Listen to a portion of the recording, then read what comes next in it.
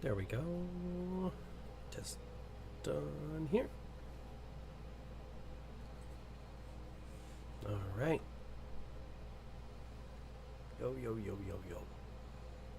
Test those levels. All right. There we go. Start off with the whole caffeine ASMR. Gonna have to do that again a little bit later. Yep.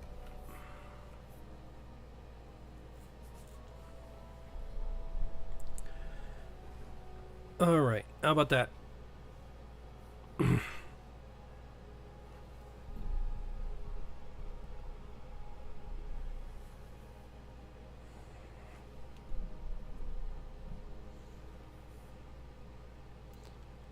There we go. Okay. Didn't want to have to boost that thing. Now, get this show on the road, hoping to be able to talk about different things tonight. So let's see here. What we got here. Figured I'd kick it off tonight with something nice and fun. Wild video coming out of Florida. Apparently a Florida cop clings to a hood of a moving car, shooting through windshield on a busy downtown street. Broad daylight. Okay. Apparently Miami police said a 21-year-old driver hit an officer who was directing traffic, after which the officer shot the driver. Ooh. Here we are. Nice, lovely YouTube video here. Also seeing new video tonight of the moment Miami police officer holding onto the hood of a car shoots the driver inside. He says he was forced to fire after being struck by that vehicle in downtown Miami. CBS News Miami's Maribel Rodriguez is in downtown Miami for us with more on this story. Maribel? That's right, Elliot. That new cell phone video captures the moment of the encounter between the driver and the officer. Now, we did speak with City of Miami Police.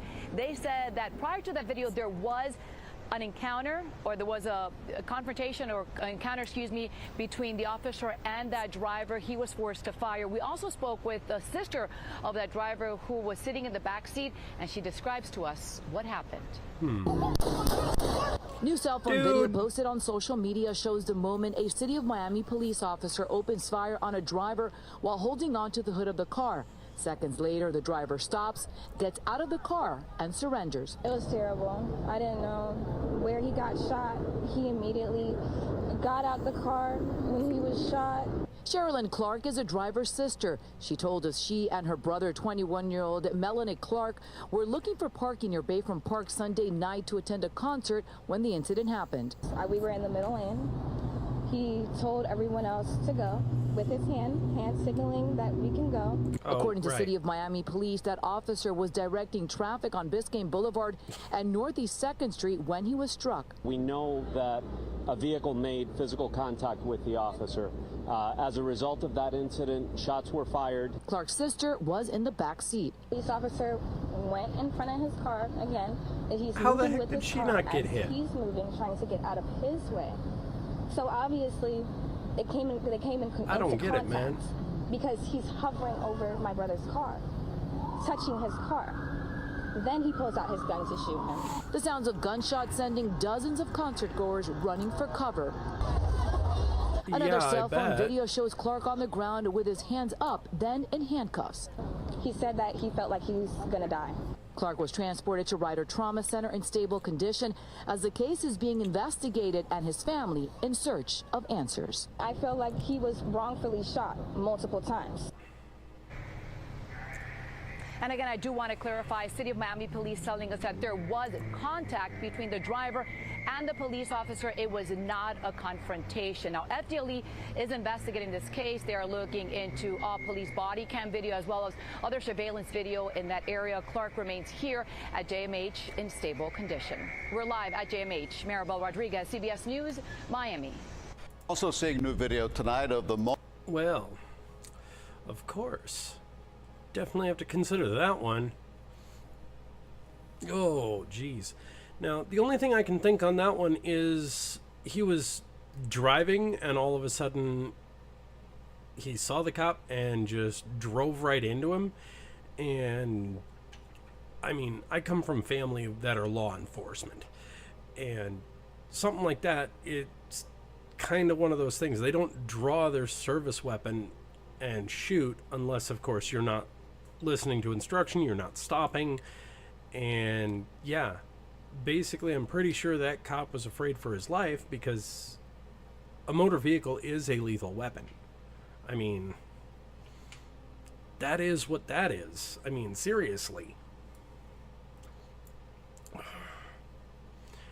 Because, yeah, and they feel he was wrongfully shot. So, made physical contact with the officer. Yeah, it did. Yeah. Because they go after, incidentally charged with aggravated assault on an officer, resisting an officer with violence, armed trespassing. Yeah. So yeah, all those charges, and of course, wasn't intentional to hit him. Well, honestly, when he's on top of your car, how do you hit the gas instead of the brake? That just escalated the whole thing. That's the crazy bit. So yeah. Not much else to see here, just Miami being Miami, I guess. So, moving forward to our next thing here. Oh, lovely. No, thank you, punks. Oh, stupid. Anyway, moving forward to this. The things that are going on in Seattle, the FBI is wading in after the Christian worship rally, and of course Antifa mixing it up again, because that's Seattle for you. So, FBI is investigating potential violations of religious freedom after Antifa-style activists descended on a Christian worship rally in Seattle Park, prompting 23 arrests and rebuke from the mayor against a Christian group. So, asked our team to fully investigate allegations of targeted violence against religious groups at a Seattle concert. Freedom of religion isn't a suggestion. Of course, coming from Dan Bongino, of all people. Yep. Because, of course, they're going to try to actually defend the First Amendment on that. There we go. So, the Mayday USA Tour 5-city event featuring music, prayer, and praise. 500 people, 500 worshipers Saturday to Cal Anderson Park, as well as hundreds of black-clad masked activists who protested along the park's perimeter and tangled with police. Mayday USA organizers said none of the participants were among those arrested, but Mayor Bruce Harrell blasted the group for appearing at a park located in what he called Seattle's most prominent LGBTQ neighborhood. That's kind of the problem. It's where a lot of the major venue locations are kind of that way. I know in my local area, it's where a primary zone where you would actually have a prominent event is surrounded by like a downtown area or areas where there's a lot of housing and most prominent neighborhood. You tend to have several of those. So, I mean, it's hard to actually gauge on that one. So everywhere somebody actually creates an event, there's always a possibility that there's going to be a high level of people who identify with a certain community. And it doesn't matter. There's always going to be somebody who's looking for an uproar or an outrage. Seattle is proud of our reputation as a welcoming, inclusive city, and we stand with our trans neighbors when they face bigotry and injustice. Now, clarify. Are we talking the actual trans people, or are we talking the activists? So there is a bit of a difference on that, because a majority of the activists tend to be AGP, and there we go. Today's far-right rally was held here for this very reason, to provoke a reaction by promoting beliefs that are inherently opposed to our city's values. Okay. Promoting beliefs that are inherently opposed to the city's values. What do you mean by city's values? I mean, honestly, sir.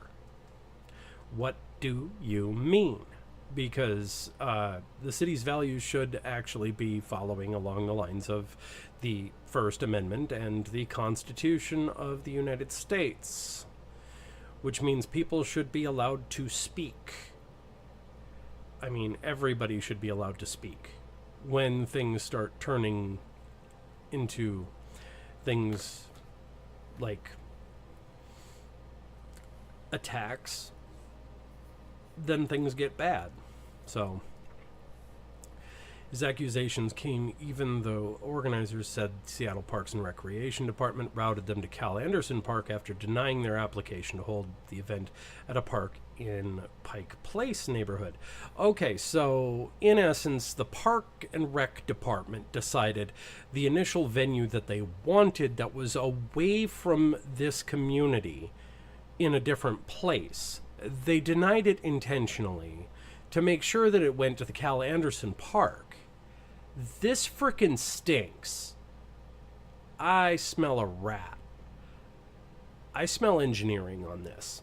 Because if all of a sudden they were denied their permit to have it over in a different spot, they intentionally, it looks like they intentionally made it to spark outrage. And that's garbage. I mean, dare I say it, that's bullcrap. Right there. Because they intentionally wanted this to happen so that they could have an incendiary moment, so that they could have a full protest, and then just totally go off the cuff. So that they could have it blow up. So, of course, right here, if you want us to go to Cal Anderson Park, we will absolutely go there, but it's just interesting how the mayor has to come out against us, against Christians, and has no single ounce of support for us. So, right there, the co-leader of the person doing the entire tour knows this is going to happen, knows it's pretty well forced.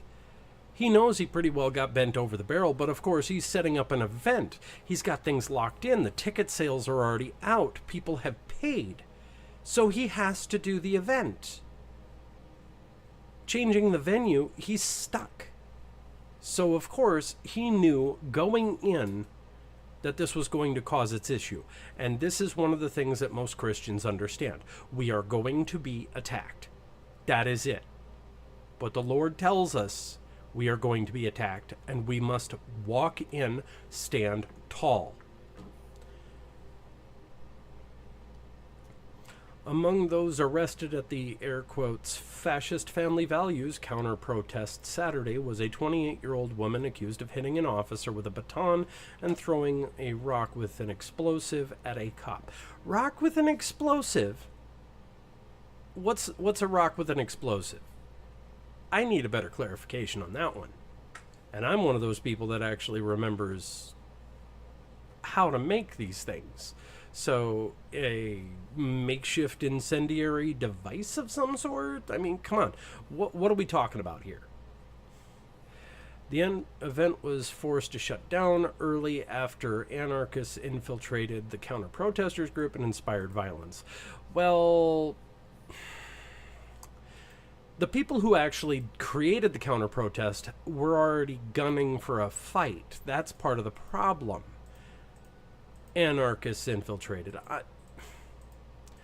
Dude, the mayor is painting this out as if there were, quote, bad actors inside the whole thing, when it was all geared up to be incendiary to begin with, because they moved the frickin' thing from its initial spot, moved it over to make sure that it was incendiary, and then moved forward to make sure that the protest was going to happen, and made sure that it was going to be in place for it to become violent.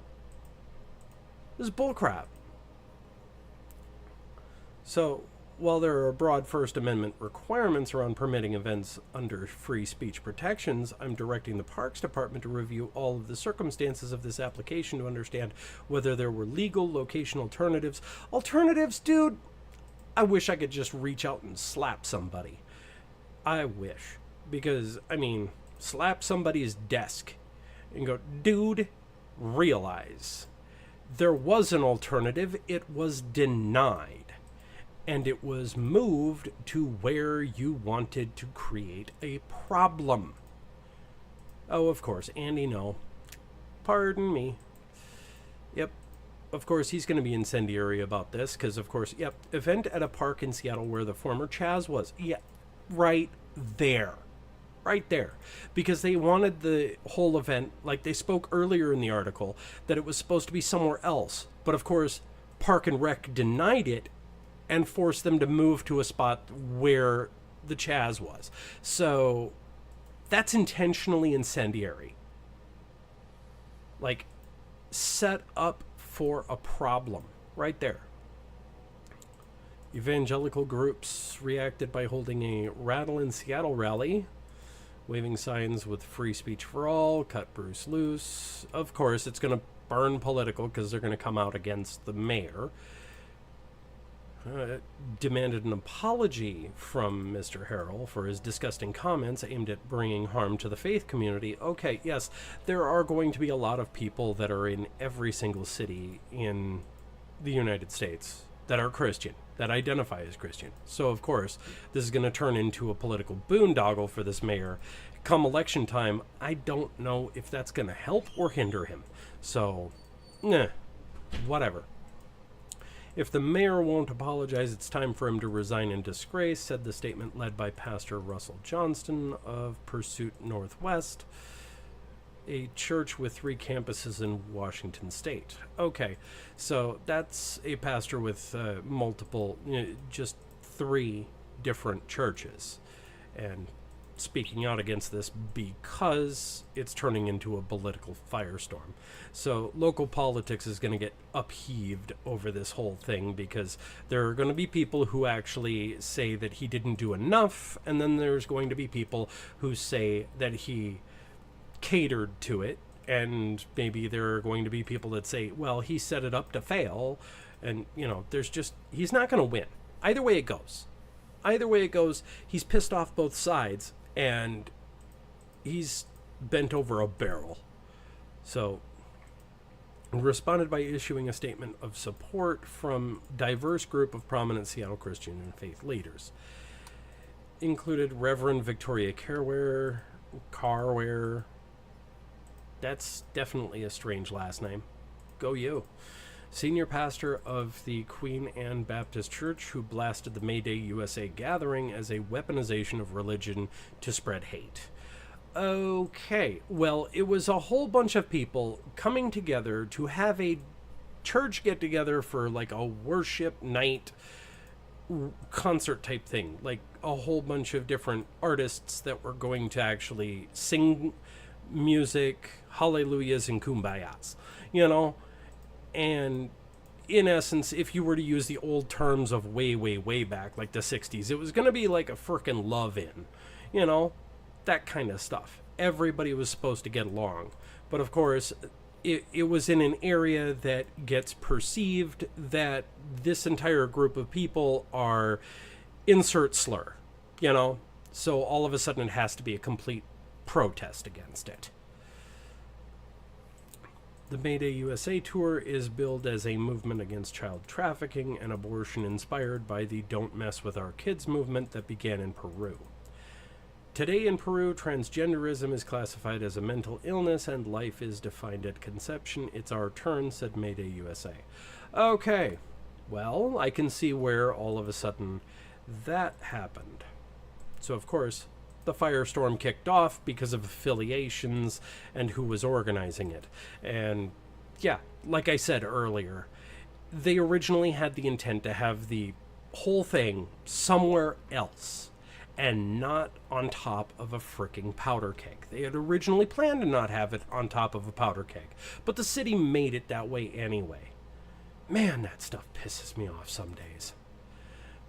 Thank you for joining me on this nice, lovely little room and this nice, lovely view. So, moving forward. Lock that. Glamorous exec beaten into a coma at Beanie Baby Tycoon's Montesino mansion. Ooh. Ooh, this is lovely. Woman was held hostage and violently beaten by a combat veteran who barricaded himself inside the home of the reclusive billionaire Beanie Babies CEO Ty Lerner. How the hell? A combat veteran, how the hell does he get in there? Okay, Linda Malik Aslanian, 60, is comatose due to a brain injury after being violently beaten at Warner's Montesino estate last Wednesday. Oh. Ouch. Russell Maxwell Fay, 42, of Nevada, allegedly broke into the billionaire's home, proclaimed it was his property, and demanded everyone leave. How do you believe it's your property, dude? Like, you break into the place, and then you plant your flag and declare it, hey, this is mine! Oh, God. Talk about dented.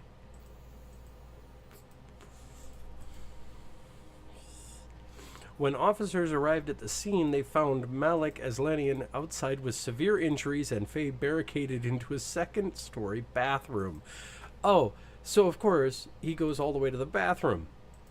Tried to evade arrest by jumping from the bathroom window, but was tackled to the ground by sheriff's deputies and canine officers. Oh yeah, I'm sure the puppers had great times on that one. Authorities said in a press release obtained by DailyMail.com, Faye was charged with a attempted murder, burglary, kidnapping, and assault.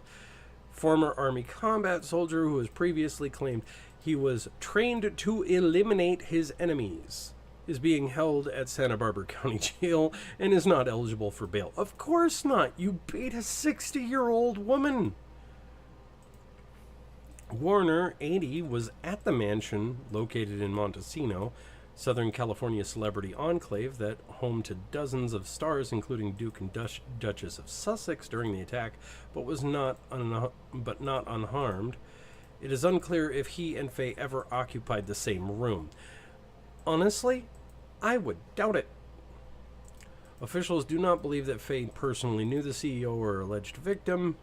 Yeah, basically, he had a complete break, and this woman just totally got snapped. Oh, what a smile, bro. What a smile.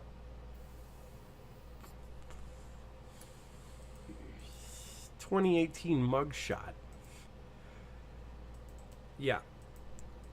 Nice, upper class zone, everything like that. And of course, he gets chased after, goes into a bathroom, plants his flag, and declares, "Yay! This is mine!" Ugh. Okay. That's enough of this goofball. Okay. Deputies shoot growling Florida man dead after bizarre standoff just moments after he survived a gator attack. Dude! Soon after, a Florida man survived an alligator attack on last Monday, Polk County Sheriff's deputies fatally shot him when he emerged from a lake and charged deputies with garden shears? Oh yeah, hashtag Florida man.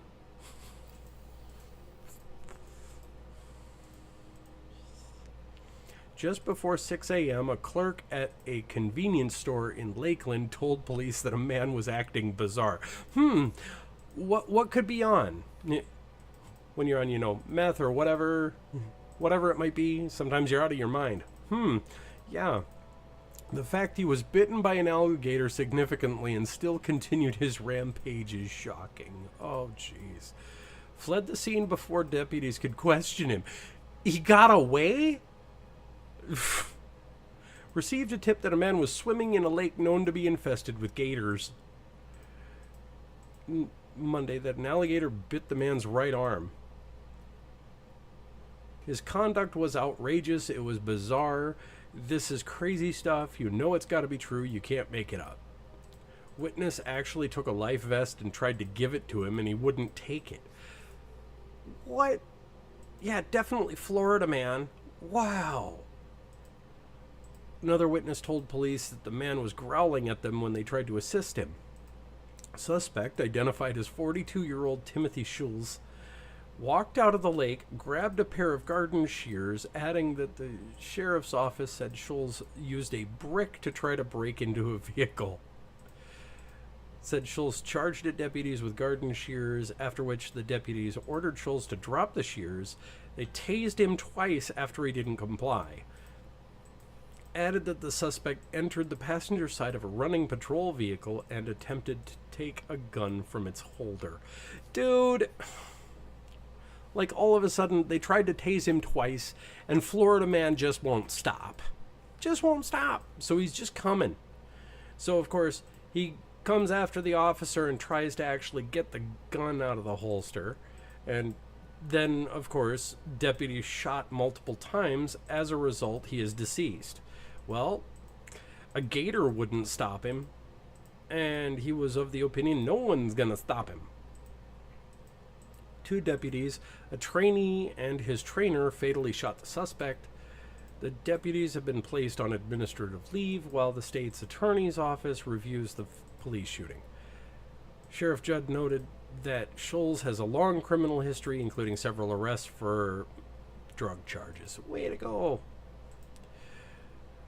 Schulz had been released from county jail on May 20th. Okay, May 20th. So from the 20th, let's see, how many days? How many days are we talking here? A week. He was out of jail for a week. Had to do the math quick. So he was out of jail for an entire week. And that adding an arrest affidavit in the case indicates police discovered a pipe in his backpack and tested positive. So yeah, he was out of his gourd. Yeah, witness saw deputies pulling the man out of a patrol car and starting to give him CPR. Oof. I don't know if this is a suicide by cop or suicide by being absolutely out of your gourd, but he showed no fear. He showed no interest in complying even after he was tased and still ran. One witness said, "I don't know why the deputies waited so long before they shot him." Dude, they were showing so much patience because they didn't want to actually end him. It's not part of their job. They don't want to end people, especially when they're out of their gourd. So, yeah, no deputies were injured, and of course there's a local gas there. Oh my god. Florida gonna Florida. Always gonna Florida. Man. And I wanted to check this one out too. This, because I was confused about this. It's like, okay, a fertility clinic. Okay. Well, with regards to fertility clinics, the one thing that's always confusing about those things is you don't know exactly what it is. Is this like some preborn center? Is this a pregnancy center? Is this a place that does IVF for people who are trying to actually have a kid? That stuff actually gets expensive. So, I mean, on May 17th, 25-year-old Maine guy Edward Bartkus detonated a device outside the American Reproductive Center's fertility clinic in Palm Springs. 4 individuals in the blast periphery injured, but since clinic was closed, no staff were harmed. Thankfully, neither were any embryos. The only casualty is the dude himself. But he'd already been a victim of a different kind of blast, the one that destroyed his family. Investigators quickly learned that he was an antinatalist, an ideology that sees human existence as inherently painful and thus worth ending, both for the individual and others. That he chose an IVF clinic where life is manufactured into existence as his target aligns well with pro-mortalist mindset. Okay. This is new for me. I didn't know there were people out there that basically are of the twacked mindset that they would go off half-cocked. They feel like they wish to shuffle forth their mortal coil, and they wish to take whatever they can with them. And not for any religious reason either. So, what the heck? Guy's father, who said he didn't recognize the man who committed the act, the elder talked about how his son used to protect the vulnerable. If bigger kids were picking on smaller kids, he would stand up for the smaller kids and make the big kid leave them alone. Okay, that's a heartfelt thing of childhood. You know, everybody sometimes, I mean, everybody has their own childhood things that they remember where they would actually be a nicer person, and parents tend to actually look at the better side of things. And I don't know if he's trying to look at this through rose-tinted glasses.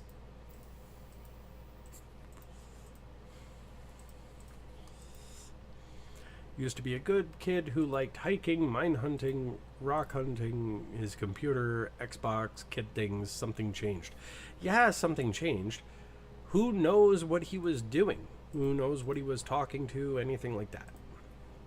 So, the impact of father loss in boys is tragically predictable. Princeton Sarah McClanahan found that children raised without both parents are significantly more likely to suffer from depression, drop out of school, engage in crime. Fatherless boys in particular are prone to substance abuse, aggression, nihilism. Yeah, that can happen. I remember being quite nihilistic in my teenage years. My parents divorced when I was a teenager. So yeah, took a while to get out of that nonsense. Justice Department reports that over 70% of long-term inmates come from father-absent homes. Well, go figure. Sociologist Brad Wilcox noted that boys who grew up without fathers are more likely to go to prison than graduate from college. Yeah, I went to college, luckily. Better for me that way. That's because the sociologist David Popenoe explains, fathers play a unique and irreplaceable role in child development. Fathers are far more than just second adults in the home. Involved fathers bring positive benefits to their children that no other person is likely to bring. Now, when they call out on that one, fathers tend to be kind of a lot of people like to actually say, you know, they're just a second adult in the household, that the mom brings most of everything. I'm a dad. And they say positive benefits, but the job is frickin' hard. Because honestly, you want to be there to help your kids stand tall, stand proud. But when they're fucking up, they're fucking up. And you have to hold yourself back sometimes, and you've basically got to let them fall on their ass, otherwise they'll never learn. It's called, after that ends up happening, you've got to be there to be able to pick them up and dust them off and go, okay bud, what did we learn? Because we need to move forward from this. We need to learn to pick ourselves up, and we need to be able to go forward and have a thicker skin and be ready to do something different, make a change. Yeah, one of the positive benefits, boys are less inclined to hate themselves and express that hatred in ways that harm others. We see this not just in run-of-the-mill crime statistics, but mass shootings. Okay. The whole mass shooting thing. If all of a sudden there's a parent that actually cares, I'm going to say I don't really know if that's going to fit in with it. Because when you're a teenager, sometimes your parents aren't really going to know what's going on in your life because you've pretty well shut them out. And if a teenager is able to get their hands on what they're going to get their hands on and proceed to move forward on these things, sometimes there's just no avoiding it. And that's the upsetting thing, because these things happen every day. And it's where there are bullies of all sorts and stripes, and there's all sorts of different situations. Not everything is the same. It doesn't always play out the same. There's always something. There's different triggering events. There's different events that happen. But it comes down to one simple axiom that I can think of. When you push somebody too far, when you push anyone too far, they all of a sudden start feeling like their back is up against a wall, or they have no hope, or they have no one to turn to, and then all of a sudden it just pops off. And then everybody else in the aftermath is, the majority of people are just sitting there going, oh, I wonder how this could have happened. Well, dude, if you were paying attention and seeing what was going on, I mean, this comes down to parents, teachers, administrators, somebody. Somebody saw something and didn't do something.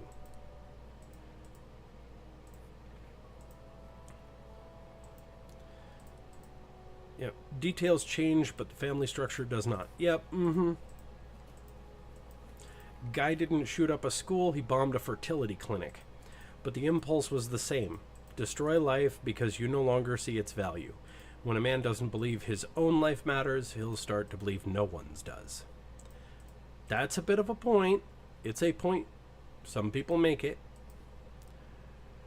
Would that have changed if his father was in his home every day? There during puberty, high school, first heartbreak, first brush with the dark corner of the internet? Yeah, gotta throw in the dark internet. Well, depends on how dark we're talking. Are we going to Twitter or anything like that, or are we going darker? Because there's a lot of different layers. The internet's an onion. There's a living response to his questions about identity, worth, purpose. Talk through why, despite the pain, life's still living. The stats and what we all instinctively know to be true say yes. Pro-mortalism may be a fringe belief, but it grows in the soil of despair.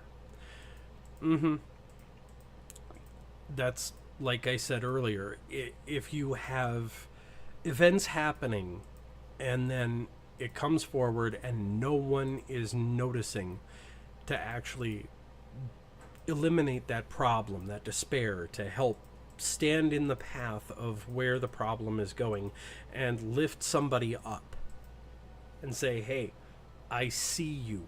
I'm here. I will stand next to you. You're not alone. And that's the kind of thing that would actually stop this.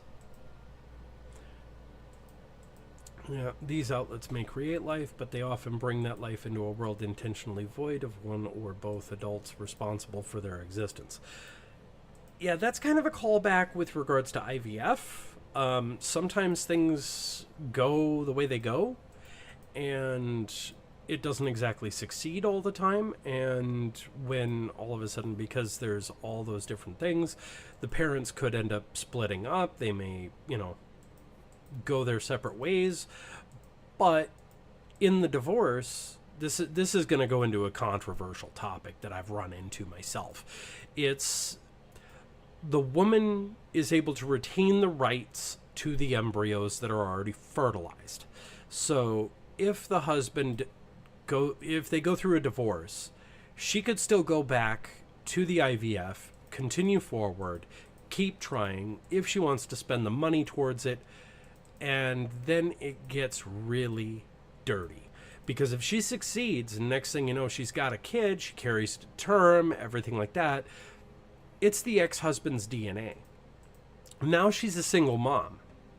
Now everything's a little bit darker, because now we have a single parent family getting created in the wild, but there's a previous marriage, there's a divorce and everything. Next thing you know, we've got child support court and all of that. And when it comes down to it, the court's going to ask for a DNA test. It's, of course, going to come back positive. It's the ex-husband's kid. And then the ex-husband is, by that point, possibly in another marriage, maybe moved on with his life, maybe did something different. And now all of a sudden, out of the blue, his new wife has to actually see that they have to see that this all of a sudden is going on. And then they got to deal with this. That's just dirty. This kind of thing can happen. So, yeah, this guy actually wasn't just a tragedy, it was a warning. Thanks for the follow. Thanks for the follow. I do see you see hope. Thank you. Now, our culture is baffled by the kind of violence, numbness, and fatalism displayed in acts like this, but we shouldn't be. We've spent decades hacking at the trunk of children's home life, devaluing fatherhood, and insisting that love makes a family. Now, aka endorsing mother or father loss. Of course, that's a tree that's going to topple. When it does, it crushes innocence in the process. Yes, right there. Like I was saying, all of a sudden, the guy moved on. Hypothetically, the guy moved on, had a different wife, tried to start everything over again, and now all of a sudden there's a new child out there that was never planned on. So all of a sudden the new wife has to deal with everything because they created a new marriage. They may already have another child on the way or something like that, and it's going to make everything, it's just going to muddy all the waters. So of course, things could be nice. I mean, granted, they could be loving people and be willing to accept things moving forward and go forward with co-parenting and everything like that, which would be the best outcome for everybody to come together and just accept that life is a thing and it moves forward. But sadly, most of the world doesn't exactly play out that way. And the only thing I could actually do is pray for something like that, to say that that actually is a good thing. You know, to actually move forward. There will be more like Guy, not just because of ideology, politics, or mental illness, but because the place where he was made to receive love, identity, and protection was destroyed. Yep. And from that rubble, Guy built a bomb. Yep. He went off. He devalued basically life. He didn't care about his own life or anything like that. But the truth is, people need to come together to actually say, no, life is sacred, life is important, even our own lives. And we need to stand up for each other. So, of course, moving forward to my next thing. And here we are. Severed animal ears and other parts discovered in freezer at historic ice cream store. Yeah, what? Owner of a historic ice cream store in Jackson, Mississippi says he was bewildered after finding gruesome animal body parts in a freezer at his business. Who put them there? Animal control investigating the bizarre parts found in the back garage of the ice cream shop on Sunday. Scott Pineda, the store's owner, told MLive that his son and the shop's general manager were tipped off about something in the freezer, which was reportedly left behind by the previous owner. They opened the freezer, found 5 dead adult dogs, 6 puppies, and a bag with severed ears. Ugh. Okay. Taken over the business in March, had since told the previous owner to remove the freezer along with other items in the garage, but the new owner didn't comply. Dude, he told you to get rid of it. You didn't listen.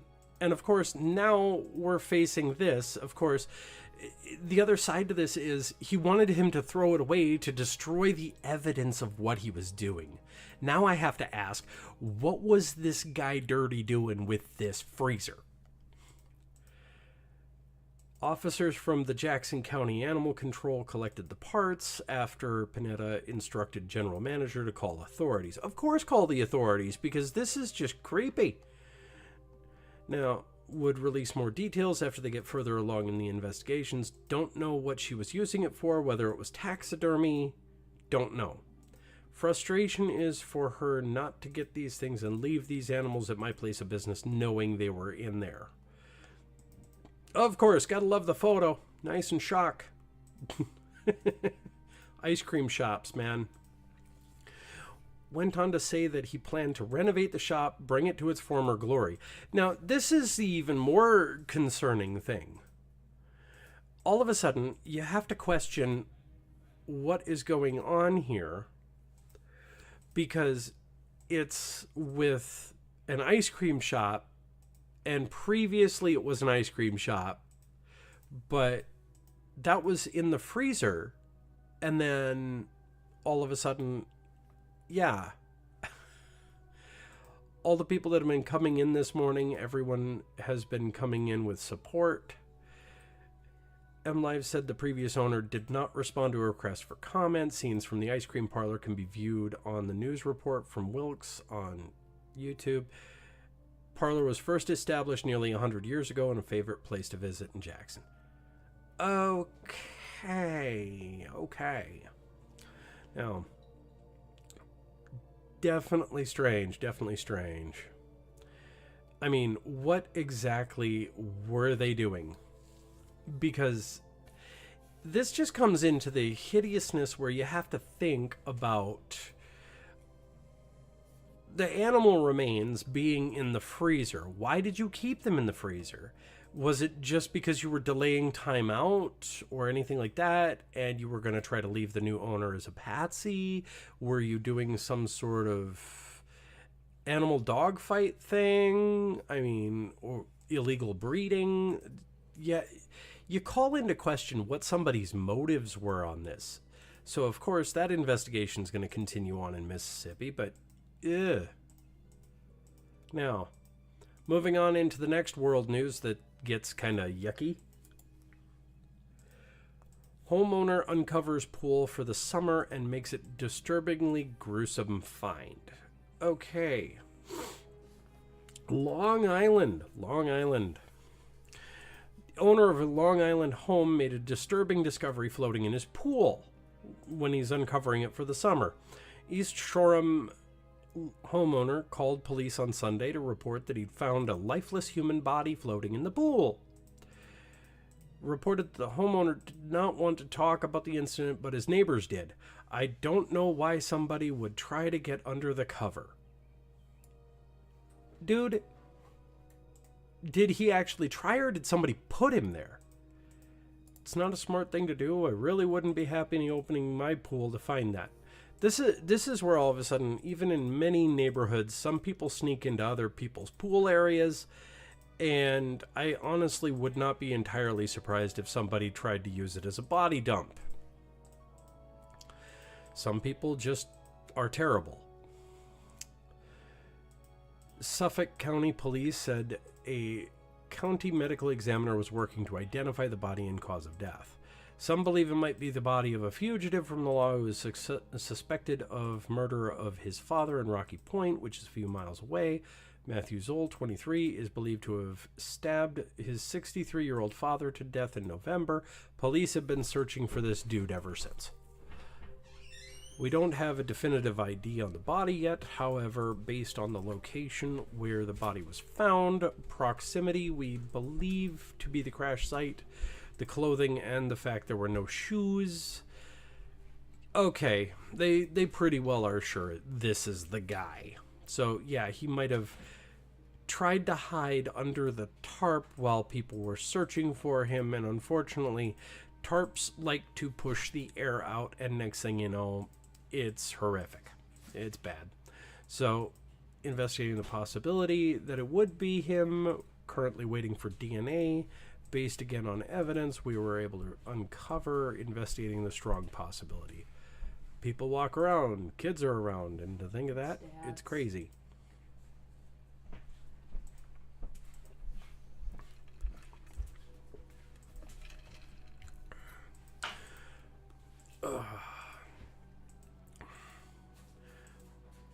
Pardon a brief second.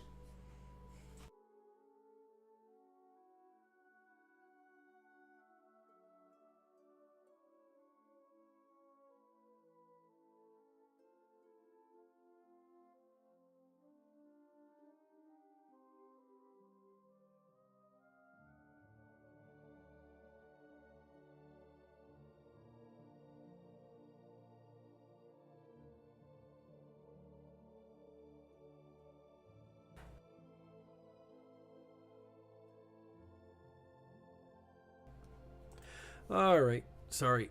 Of course, I have kiddos, and one was asking about ice cream. So, there we go. Moving forward to the next thing here, what I'm running into. Nick Clegg says asking artists for use permission would kill the AI industry. Okay, now, as a VTuber, this is kind of an important deal. The AI industry is the AI industry is the AI industry. We all know that AI is coming for art, and everybody is trying to actually keep it where artists are able to make a commission on things. Big important. Because, I mean, if you're able to just spend $9 and then just flood everything, that's a different story. So, Meta's former head of global affairs said asking for permission from rights owners to train models would basically kill it overnight. So, as policymakers in the UK weigh how to regulate the AI industry, Nick Clegg, former UK Deputy Prime Minister and former Meta executive, claimed a push for artist consent would basically kill the AI. Yes.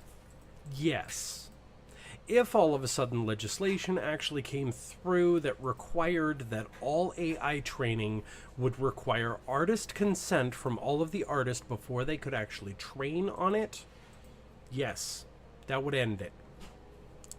Because it means that Meta, X, Twitter, whatever, OpenAI, GPT, all of those, they would not be allowed, if there was a universal artist consent requirement, they would not be able to actually go forward to just pull and scrape data off of the entire internet just to fill everything in.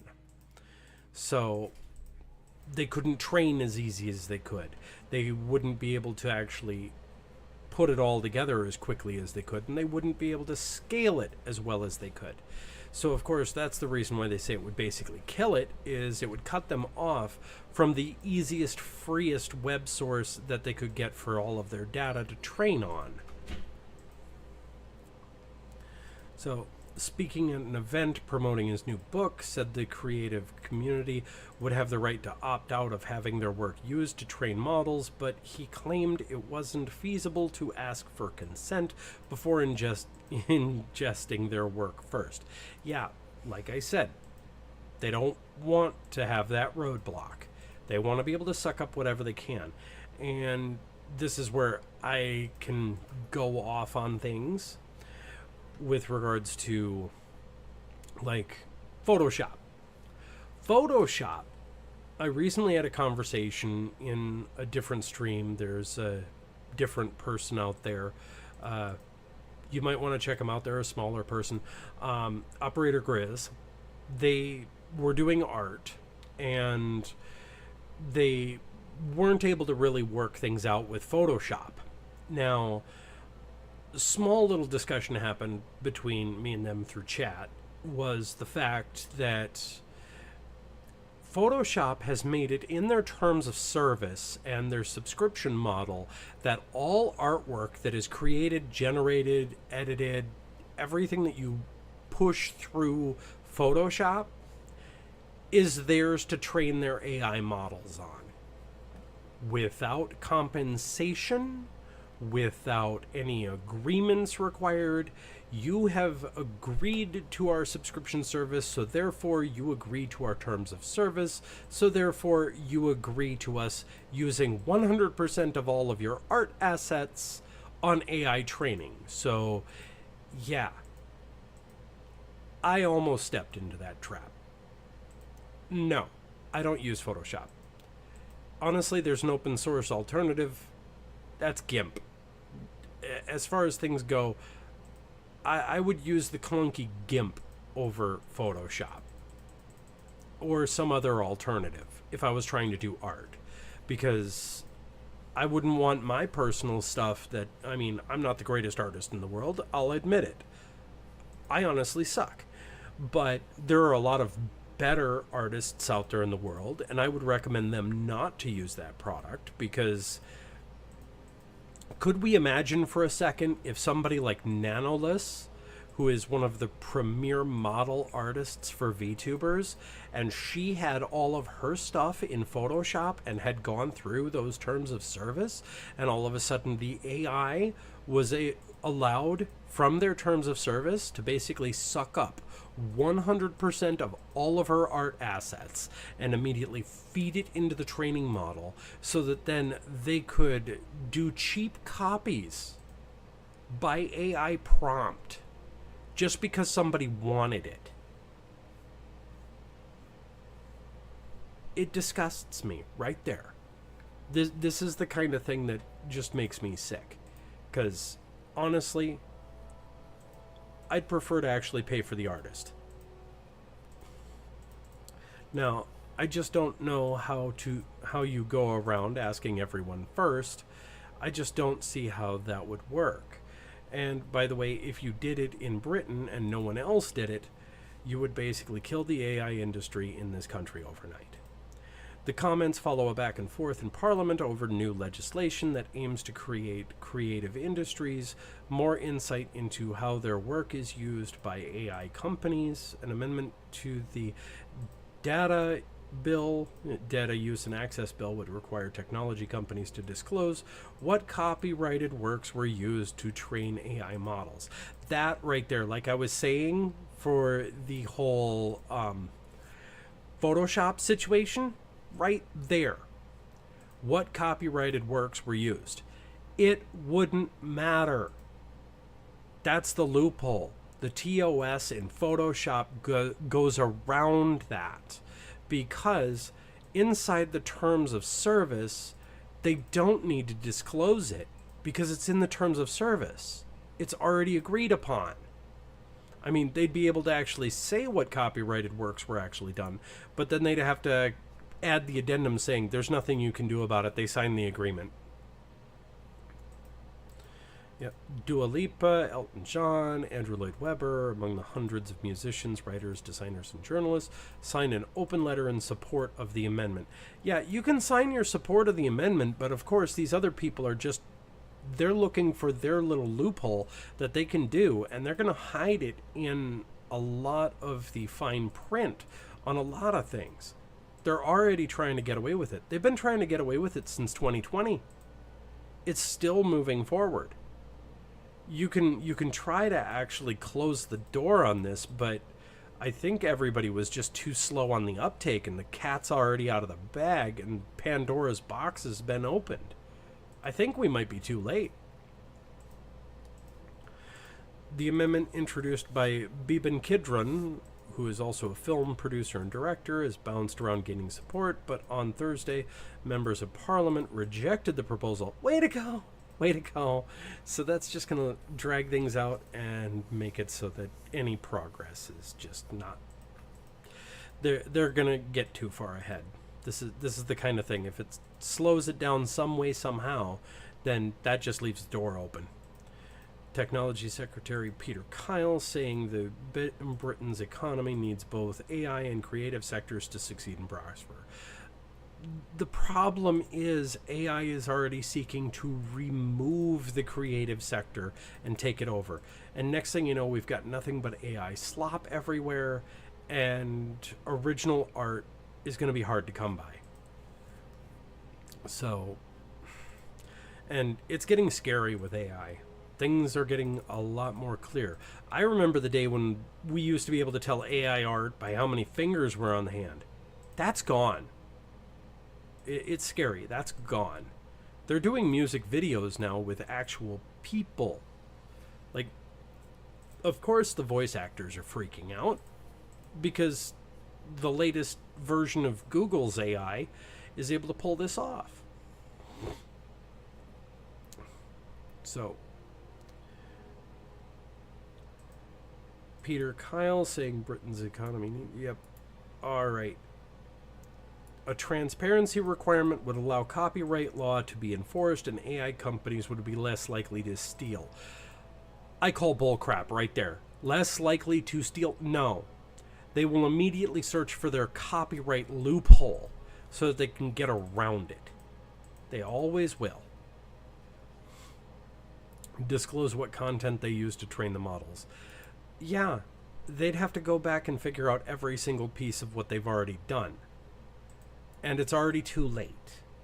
Because if it comes forward and, yeah, here's all of the entire list of everything that we've already trained it on, and that's pre this bill. This is how some of this stuff works, is if it was already preceded before the bill became law, the cat is already out of the bag, and you're not able to come after them for prior bad acts.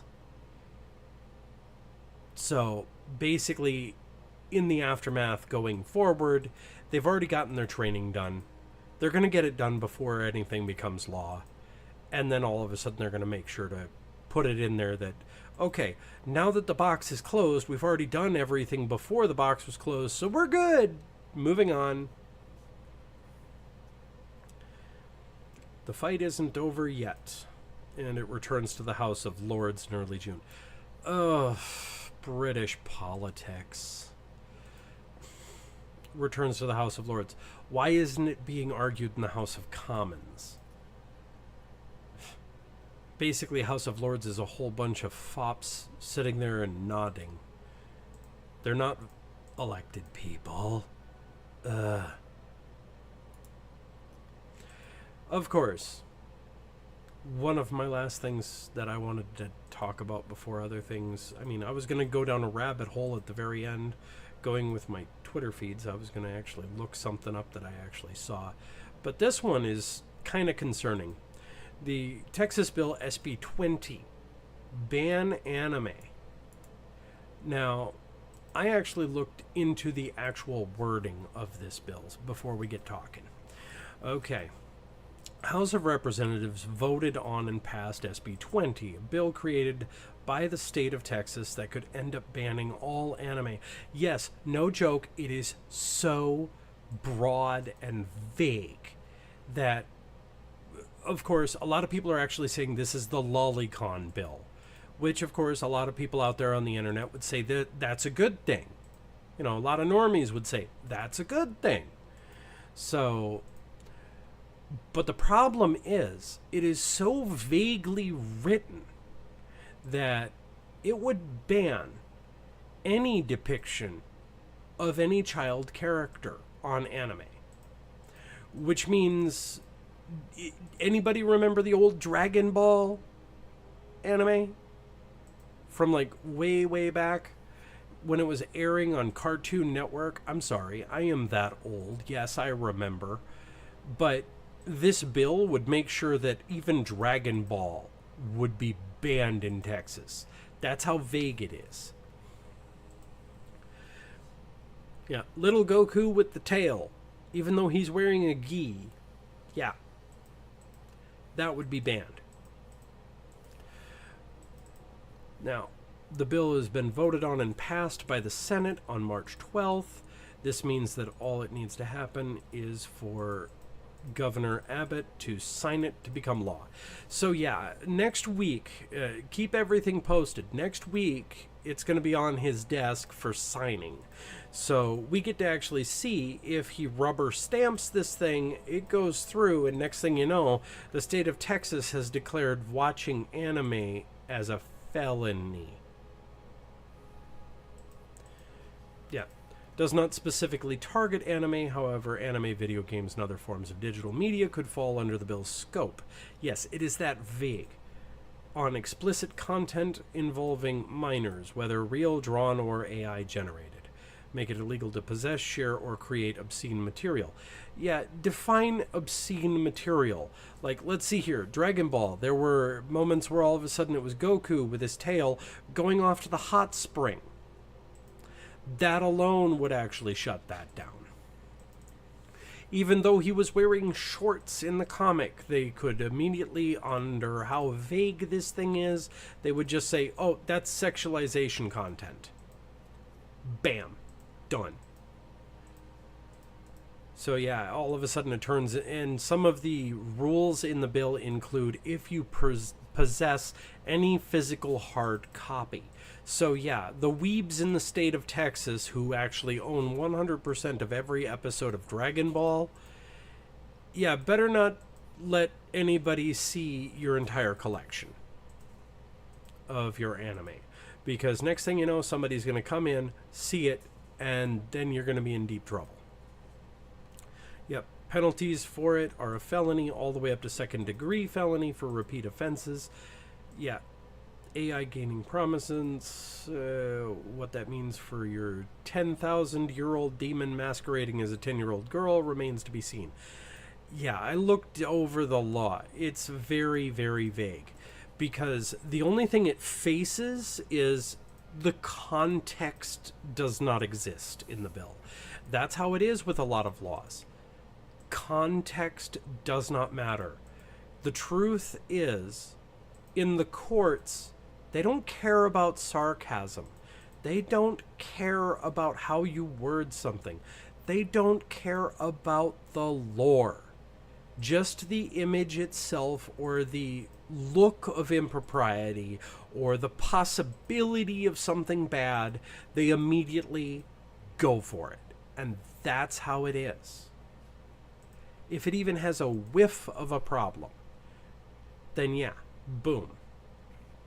So, yeah, possessing that content could in fact land you behind bars. Yes, like I said, don't let people realize you actually have your Dragon Ball collection after this thing possibly gets signed. So we're going to find out pretty soon, because there's also other people that are gearing up and getting ready to actually combat this one. If it gets rubber stamped, it's going to get fought through the courts. Somebody's going to wind up with a criminal charge. It's going to probably cost a ton of money for them to fight back, but we'll actually see if there's anybody that's willing to take that case on if and when it does happen. So, ugh, yuck, yuck, yuck, yuck. Not exactly a very happy time. So, in all of this, we move forward to this here. So, of course, I was going to go over to these searchings because I had something here. Okay, there was something that was going on, and I was hoping everybody be willing to come with me on a deep dive. So, something was going on. There's, yeah, this person right here, blue check mark. They posted something just recently, so, yep. Let's see, where is it here? Of course, they're trying to de-stress. Let's see here, it was 12 hours ago. So, yep, here we are.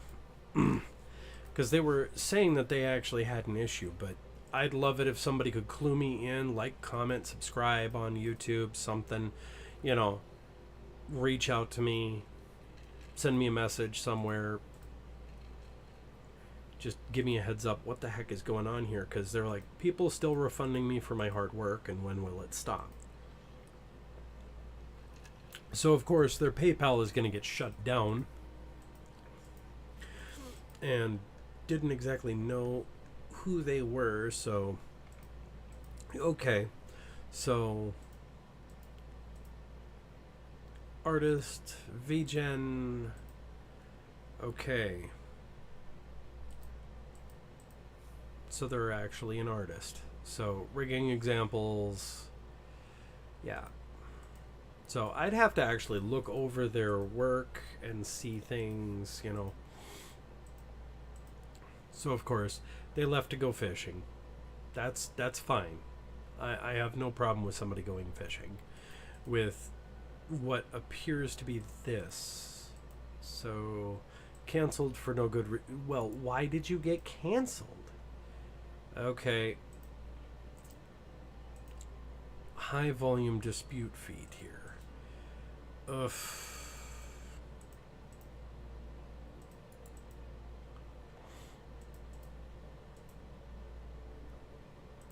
Okay. Course was never up, and it was completed and was basic. Didn't return the messages. Yep. 100, and I have not utilized anything in your Discord. Okay, trying to claim non-use. No clue what you're talking about. I've never sent public statements saying I would refund. Okay. They were trying to run some sort of academy? Okay, they were trying to do some sort of academy or whatever to teach somebody how to do rigging. Yeah, and I'm starting to get a clue on this. Okay, other people telling me about the refunds, which was also tweet. Just left the chat during that time. Clip the YouTube videos, however, if you have more than a handful of videos, I'm willing to learn. Okay. You also said you quit course here, so everything goes on.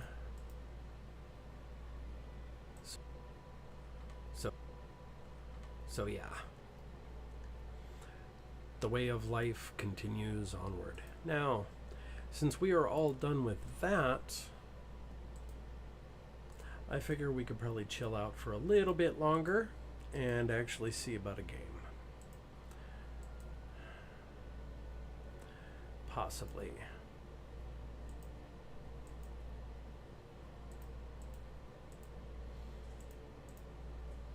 Let's see. No, that's not exactly working today. Dang it.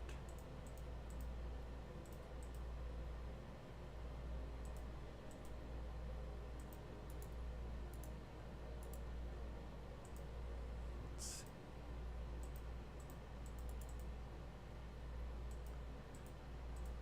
All right.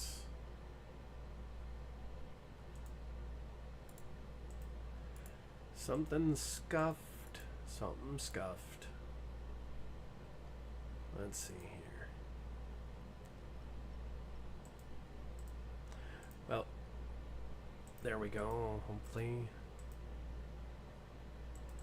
Alright, there we go. Well, unfortunately things are not working out the way I wanted it to, so I'm gonna have to try to solve what the problems are, and definitely thank everybody for coming. We'll have to see about a raid off here and see who's available and see how things go.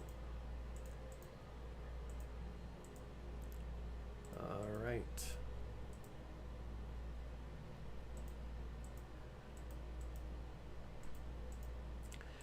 And here we are. The person I was actually talking about earlier. Operator Grizz. Figure we'll be able to give him a shot here. So, of course, treat everything with respect. And we'll move on forward. Thank you guys for coming out today. And hopefully everything should be smooth. I will be back tomorrow after I solve my scuff with regards to my game setup. And we'll see about the game tomorrow. Alright. Everybody take care. And God bless.